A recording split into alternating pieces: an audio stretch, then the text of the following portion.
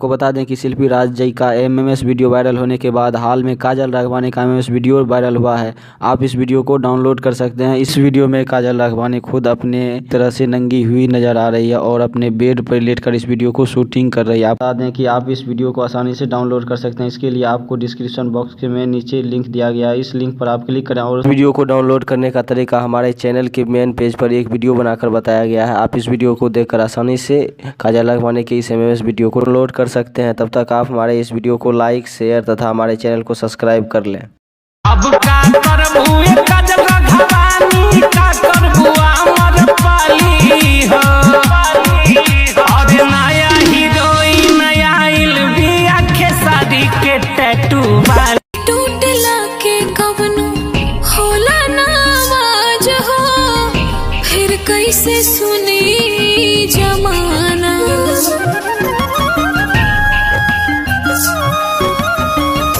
कहीं के तू अपना सपना का दिहाला हो गई ने तोहरा ला बेगाना।